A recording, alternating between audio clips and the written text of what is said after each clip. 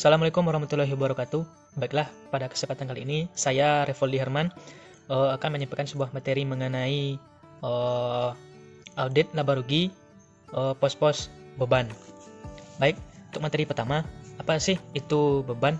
Beban atau expense adalah penurunan manfaat ekonomi selama suatu periode akuntansi dalam bentuk arus keluar atau berkurangnya aset atau terjadinya kewajiban yang mengakibatkan penurunan ekuitas yang tidak menyangkut pembagian kepada penanam modal. Definisi beban mencakup baik kerugian maupun beban yang timbul dalam pelaksanaan aktivitas perusahaan yang biasa. Beban yang timbul dalam pelaksanaan aktivitas perusahaan, misalnya beban pokok penjualan, beban gaji, dan beban penyusutan. Beban tersebut biasanya berbentuk arus keluar atau berkurangnya aset seperti kas, persediaan, dan aset tetap. Seorang auditor harus yakin bahwa setiap total laba dan total beban yang dicantumkan dalam laporan laba rugi serta laba bersih tidak mengandung salah saji material. Terdapat dua konsep berikut dalam audit atas akun laba dan beban akan diperlukan ketika mempertimbangkan tujuan laporan laba rugi. Yang pertama, penandingan laba dan beban diperlukan untuk menentukan hasil operasi yang tepat. Yang kedua, aplikasi prinsip-prinsip akuntansi yang konsisten selama periode yang berbeda diperlukan untuk komparabilitas. Materi yang kedua adalah aktivitas bisnis siklus beban. Aktivitas bisnis dalam siklus pengeluaran antara lain. Yang pertama, memesan barang, perlengkapan, dan layanan. Aktivitasnya meliputi yang pertama itu melakukan permintaan pembelian, membuat pesanan pembelian, dan meningkatkan efisiensi dan efektivitas. Yang kedua, menerima dan menyimpan barang, perlengkapan, dan layanan. Aktivitasnya meliputi meningkatkan efisiensi dan efektivitas. Dan yang terakhir, membayar utang, membayar barang, perlengkapan, dan layanan. Aktivitasnya meliputi menyetujui faktur penjualan dari vendor yang dibayar. Selanjutnya, transaksi yang berkaitan dengan akun beban. Yang pertama adalah kerugian yang mencerminkan pos lain yang memenuhi definisi beban yang timbul atau tidak timbul dari aktivitas perusahaan yang biasa dilakukan. Kerugian tersebut mencerminkan berkurangnya manfaat ekonomi dan pada hakikatnya tidak berbeda dari beban lain. Oleh karena itu, kerugian tidak dipandang sebagai unsur terpisah dalam dasar yang pertama ini. Kemudian yang kedua, kerugian yang timbul misalnya dari bencana, kebakaran, banjir, juga yang timbul dari pelepasan aset yang tidak lancar. Definisi beban juga mencakup kerugian yang belum direalisasi, misalnya kerugian yang timbul dari pengaruh kenaikan kurs valuta asing. Kalau kerugian diakui dalam laporan laba rugi, biasanya disajikan secara terpisah karena pengetahuan mengenai pos tersebut berguna untuk tujuan pengambilan keputusan. Kerugian seringkali dilaporkan dalam jumlah bersih setelah dikurangi dengan penghasilan yang bersangkutan. Sekianlah penyampaian materi dari saya. Kemudian akan dilanjutkan oleh rekan saya. Assalamualaikum warahmatullahi wabarakatuh. Perkenalkan, nama saya Poppy Azizah, BP 2015. Baiklah, saya akan melanjutkan pembahasan yang telah dijelaskan oleh teman saya sebelumnya tentang audit beban. Di sini saya akan menyampaikan tentang hal-hal yang harus diperhatikan dalam audit beban. Yang pertama, prinsip konservatisme dalam pengakuan beban. Beban yang belum pasti terjadi tetapi diperkirakan akan menjadi beban perusahaan pada periode yang diperiksa, jumlahnya bisa diestimasi dan cukup material, harus dicatat sebagai beban. Misalnya, garansi untuk penjualan produk perusahaan atau barang-barang elektronik harus disusutkan per tanggal laporan posisi keuangan atau neraca.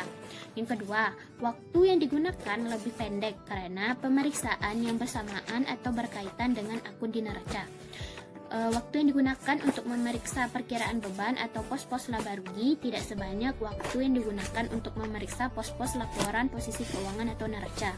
Pada waktu memeriksa pos laporan posisi keuangan atau neraca sekaligus sudah diperiksa dengan pos laba rugi yang bersangkutan. Misalnya, di pos laporan posisi keuangan atau neraca terdapat akun kas, bank, piutang, dan akun-akun yang lainnya. Nah, di pos laba rugi yang diperiksa yaitu selisih kasnya dan selisih kurs, dan di akun bank yang diperiksa yaitu selisih kurs biaya bank dan jasa giro. Selanjutnya yaitu pelaksanaan tes transaksi sekaligus. Nah, pada waktu melakukan tes transaksi sekaligus diperiksa pos-pos laba rugi. Misalnya jenis-jenis tes transaksi ada cash disbursement test. Nah, yang diperiksa di pos laba rugi yaitu macam-macam biaya dan pembelian tunai. Dan yang kedua itu ada cash receipt test. Selanjutnya ada sales test dan yang lainnya. Nah, yang diperiksa di cash receipt test yaitu macam-macam pendapatan dan penjualan tunai. Nah, yang keempat yaitu tujuan pemeriksaan audit beban. Nah, audit beban mempunyai tujuan pemeriksaan yaitu yang pertama untuk mengetahui apakah terdapat internal control yang baik atas beban, termasuk apakah perusahaan menggunakan accrual basis untuk mencatat beban. Yang kedua, untuk memeriksa apakah semua biaya yang menjadi beban perusahaan telah dicatat di buku perusahaan dan apakah semua biaya yang dicatat betul-betul merupakan beban perusahaan dengan memperhatikan cut-off yang tepat. Yang ketiga, untuk memeriksa apakah terdapat fluktuasi yang besar dalam perkiraan beban jika dibandingkan dengan tahun sebelumnya maupun jika dibandingkan bulan per bulan atau jika dibandingkan dengan anggaran beban. Yang terakhir yaitu untuk memeriksa apakah beban telah dilaporkan sesuai dengan standar akuntansi keuangan ETAP atau PSAK atau IFRS. Baiklah, saya Resti Purnamasari, BP 1034 akan melanjutkan materi mengenai prosedur audit beban. Siklus pengeluaran adalah rangkaian kegiatan bisnis dan operasional pemrosesan data terkait yang berhubungan dengan pembelian serta pembayaran barang dan jasa. Tujuan utama siklus pengeluaran adalah untuk meminimalkan biaya total memperoleh dan memelihara persediaan, perlengkapan, dan berbagai layanan yang dibutuhkan organisasi untuk berfungsi. Pengendalian yang dapat dilakukan untuk prosedur ini adalah yang pertama, penggunaan cek bernomor urut. Yang kedua, penandatanganan cek harus mengawasi atau mengendalikan pengiriman atau penyerahan cek kepada pemasok. Yang ketiga, cek yang diserahkan harus berisi jumlah rupiah yang sesuai dan harus dicegah penandatanganan dan penyerahan cek yang tidak menyebutkan jumlah rupiahnya. Yang keempat yaitu pengecekan independen terhadap persetujuan total cek yang dikeluarkan dengan sekumpulan voucher yang diproses untuk pembayaran. Yang kelima, penandatanganan cek yang berwenang harus memastikan bahwa tiap cek sesuai dengan voucher.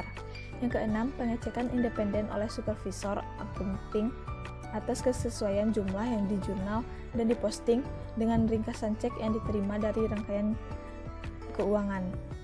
Pengecekan independen atas ketetapan pencatatan dengan cara membandingkan secara periodik tanggal jurnal pengeluaran kas dengan tanggal pada tembusan cek. Yang kedelapan yaitu pelaksanaan rekonsiliasi bank soal independen. Nah, audit atas akun laba dan beban berkaitan langsung dengan neraca dan bukan merupakan bagian terpisah dari proses audit. Salah saji akun laporan laba rugi hampir selalu mempengaruhi akun neraca dan sebaliknya. Bagian audit yang secara langsung mempengaruhi akun-akun tersebut adalah yang pertama yaitu prosedur analitis, yang kedua pengujian pengendalian dan pengujian substantif atas transaksi, yang ketiga pengujian atas rincian saldo. Nah, prosedur analitis harus dianggap sebagai bagian dari pengujian atau kewajaran penyajian baik akun neraca maupun laba rugi. Prosedur analitis itu terdiri dari yang pertama, membandingkan beban individual dengan beban tahun sebelumnya. Yang kedua, membandingkan aset individual dan saldo utang dengan tahun sebelumnya. Yang ketiga, membandingkan beban individual anggaran. Yang keempat, membandingkan presentasi laba kotor dengan tahun sebelumnya. Yang kelima, membandingkan rasio putaran persediaan dengan tahun sebelumnya. Yang keenam, membandingkan beban asuransi dibayar di muka dengan tahun sebelumnya. Yang ketujuh, membandingkan beban komisi dibagi dengan penjualan dengan rasio tahun-tahun sebelumnya. Yang kedelapan, membandingkan beban manufaktur individual dibagi biaya total manufaktur dengan rasio tahun sebelumnya. Yang kedua yaitu pengujian pengendalian dan pengujian substantif atas transaksi. Baik pengujian pengendalian maupun pengujian substantif atas transaksi memiliki dampak yang secara simulatif memverifikasi akun neraca dan laba rugi. Sarana yang paling penting untuk memverifikasi banyak akun laporan laba rugi pada setiap siklus transaksi adalah memahami pengendalian internal dan pengujian pengendalian atas transaksi yang berhubungan. Yang ketiga yaitu pengujian atas rincian saldo. Pengujian atas rincian saldo analitis beban. Auditor harus menganalisis jumlah yang tercantum dalam akun laporan laba rugi tertentu, walaupun pengujian yang telah disinggung sebelumnya sudah dilakukan. Auditor seringkali menganalisis akun beban reparasi dan pemeliharaan untuk menentukan apakah mereka telah mencantumkan transaksi yang seperti properti, pabrik, dan peralatan, beban sewa, dan leasing guna menentukan kebutuhan untuk mengkapitalisasi leasing. Beban hukum untuk menentukan apakah ada kewajiban kontingent yang potensial, perselisihan tindakan ilegal, atau masalah hukum lainnya yang dapat mempengaruhi laporan keuangan. Analisis akun beban expense atau expense account analysis melibatkan pemeriksaan auditor terhadap pendokumentasian yang mendasari setiap transaksi dan jumlah yang terdiri dari rincian total akun beban. Auditor juga seringkali menganalisis yang kedua yaitu pengujian atas rincian saldo akun alokasi. Beberapa akun berasal dari alokasi atau allocation, data akuntansi, dan bukan dari transaksi diskret. Beban semacam itu termasuk penyusutan, depresiasi, dan amortisasi hak cipta serta biaya katalog. Alokasi sangatlah penting karena menentukan apakah pengeluaran merupakan suatu set atau beban periode berjalan. Alokasi beban seperti penyusutan aset tetap dan amortisasi hak cipta akan diperlukan karena umur aset lebih lama dari 1 tahun. Jenis alokasi lain yang secara langsung mempengaruhi laporan keuangan akan muncul karena umur aset yang lebih singkat dan belum jatuh tempo pada tanggal neraca. Sekian materi saya akan dilanjutkan oleh teman saya. Assalamualaikum warahmatullahi wabarakatuh. Perkenalkan, nama saya Cindy Larissa. Saya akan menjelaskan tentang langkah-langkah mengaudit akun beban. Langkah-langkah mengaudit akun beban yang pertama yaitu meminta buku besar masing-masing jenis beban dan dicocokkan dengan saldo biaya laba rugi. Yang kedua, meminta SK direksi yang mengatur jenis beban. 3. Periksa beban yang dikeluarkan. Dan 4. Periksa apakah ada pengeluaran atau pembebanan. Selanjutnya, periksa apakah struktur gaji sesuai dengan jabatan. Periksa apakah pengeluaran beban telah didukung oleh bukti-bukti yang akurat dan menentukan ketetapan sistem pengendalian intern atas beban. 8. Menentukan kebenaran jumlah beban, menentukan bahwa beban telah dicatat dengan tepat dan menentukan bahwa beban telah diklarifikasi dengan tepat.